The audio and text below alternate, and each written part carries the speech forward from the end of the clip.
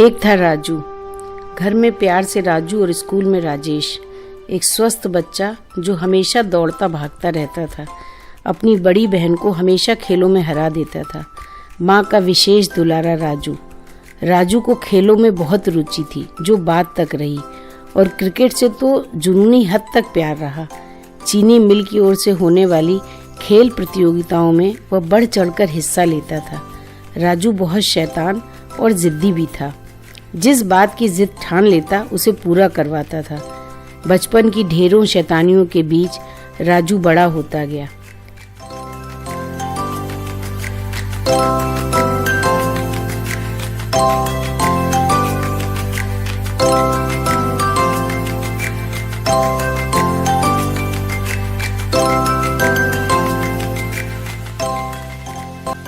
जब उसका छोटा भाई गुड्डन उर्फ विकास आया तो वो बड़े भाई की तरह उसकी देखभाल करता था। अपने दोस्तों के साथ खेलते खेलते अब कभी कभी राजू गिर जाता था। यह नोटिस किया गया कि गिरने पर वो घुटने पकड़कर उठता था। पड़ोस में रहने वाले डॉक्टर साहब ने राजू के पापा को उसे किसी अच्छे डॉक्टर को दिखाने की सलाह दी। लखनऊ के मशहूर डॉक्टर NN गुप्ता को दिखाया गया। डॉक्टर ने राजू का चेकअप कर बायोप्सी करवाई और सारी रिपोर्ट देखकर जो बताया उसने पूरे परिवार पर जैसे गाज गिरा दी। राजू को एक लाइलाज बीमारी स्यूडोमस्कुलर डिस्ट्रॉफी थी, जिसमें शरीर की मांसपेशियां धीरे धीरे फैट में बदल जाती हैं। राजू इस बीमारी से बेखबर खेलते कूदते गिरते पड़ते बड़ा होने लगा। इस बीच उसे हारमोनियम सीखने का शौक हुआ और वो हारमोनियम पर बहुत खूबसूरत गाने भी बजाने लगा। अपनी हिम्मत और साहस से वो 12वीं क्लास में पहुंच गया था, किंतु राजकरण कॉलेज की सीढ़ियां चढ़कर क्लास तक जाना मुश्किल होता जा रहा था। कॉलेज में रैंप की कोई व्यवस्था नहीं थी। बीमारी का असर अब पैरों पर भी आ गया था। पढ़ाई बीच में ही छोड़नी पड़ी, किंतु राजू को खाली बैठना मंजूर नहीं था। उसके परिवार ने घर के पास के मसौदा बाजार में उसके लिए खाद की दुकान खुलवाई। अग्रवाल खाद भंडार से वह दुकान आसपास के इलाकों में मशहूर हो गई थी। वजह थी राजू की ईमानदारी और मृदु व्यवहार जो सबका दिल जीत लेता था।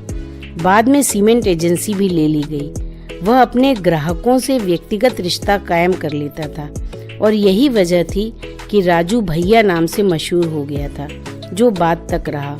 घर से दुकान की दूरी लगभग 700 मीटर थी, जिसे राजू स्वयं पैदल चलकर तय करता था, जिससे वो कभी कभी गिर भी जाता था, किंतु हारता नहीं था।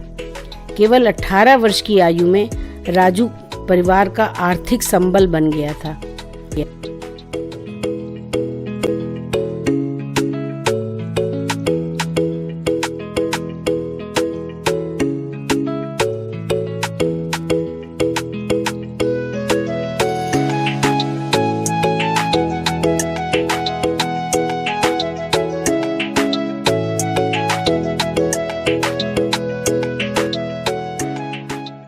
1991 में राजू के छोटे भाई विकास ने अग्रवाल एजेंसीज नाम से दवा की दुकान खोली, और जल्दी ही राजू दुकान की धुरी बन गया। कंप्यूटर पर हिसाब किताब रखना उसके लिए चुटकियों का खेल था। कहते हैं कि जब कुदरत इंसान से कुछ छीनती है तो उसे कुछ अद्भुत गुणों से नवाजती भी है। राजू की स्मरण शक्ति बहुत तेज थी। मेहनत करने का जबरदस्त जज्बा था। 1993 में वो व्हील चेयर पर आ गया था, किंतु उसने हिम्मत नहीं हारी। चेयर पर लगातार बैठने से घाव हो जाते थे, किंतु हौसले में कमी नहीं आने दी। अपनी शारीरिक तकलीफ को देखते हुए राजू ने विवाह न करने का फैसला किया। विकास के परिवार में ही उसकी खुशियां थीं। विकास की जीवन साथी अंजू को बड़े भाई का स्नेह दिया तथा बच्चों नैन्सी और स्कंद का उज्जवल भविष्य उसके जीवन का मकसद बन गया था। राजू एक सामान्य जिंदगी इसलिए भी जी सका क्योंकि उसके परिवार और विशेषकर छोटे भाई के परिवार ने उसे बहुत प्यार और सम्मान दिया। कश्मीर से कन्याकुमारी तक हर जगह की सैर करवाई। दिवाली हो, होली हो या रक्षाबंधन, हर उत्सव का केंद्र बिंदु राजू था। अपनी दीदी जीजाजी को सम्मान देने वाला और बच्ची चिया पर जान लुटाने वाला शख्स था राजू। उसकी संवेदनशीलता और मोहब्बत भरे दिल ने सभी को अपना बना लिया था।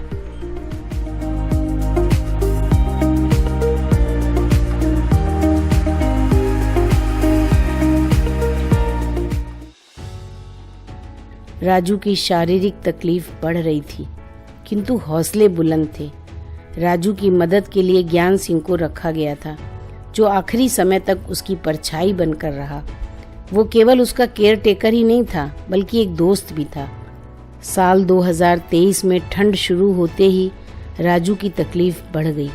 उसका दुकान जाना कम होता जा रहा था, जिसकी वजह से वो बहुत परेशान रहने लगा था, किंतु उम्मीद नहीं छोड़ी थी। ज्ञान सिंह रोज सुबह उसकी फिजियोथेरेपी करता तो वो यही कहता कि बस मुझे ठीक होना है और काम पर वापस लौटना है।